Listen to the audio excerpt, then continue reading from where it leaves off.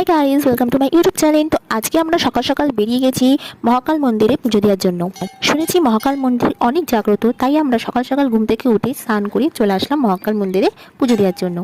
ট্রিপে আমরা 4 জন এসেছি, আমার হাজব্যান্ডের ফ্রেন্ড আর ফ্রেন্ডের ওয়াইফ। তো ওরা দুজনে এসেছে মহাকাল মন্দিরে পুজো দেওয়ার জন্য। দার্জিলিংয়ে এসে মহাকাল মন্দিরে পুজো দেওয়া জাস্ট ভাগ্যের বিষয়। তো এই সৌভাগ্যটা আমরা কিছুতেই হারাতে পারতাম না। তো যতই ঠান্ডা লাগুক সকাল সকাল স্নান করে আমরা এই জন্যই 4 জন মিলে চলে এসেছি মহাকাল মন্দিরে পুজো দেওয়ার জন্য। আর আমি খুব হাঁপিয়ে গেছিলাম, তার জন্য আমার হাজব্যান্ড আমাকে হেল্প করছিল ওপরে যাওয়ার জন্য। ওপরে এসে আমরা কিছুক্ষণ রেস্ট নিলাম, তারপর দোকানে গেলাম। এখানে ডালা হিসাবে 2 রকম ডালা বিক্রি হয়, একটা 100 টাকার, একটা 50 টাকার। তুমি চাইলে খুচরো তোমার ডালা বানিয়ে নিয়ে যেতে পারো। তো আমরা একসাথেই নিয়েছি 100 টাকার ডালা।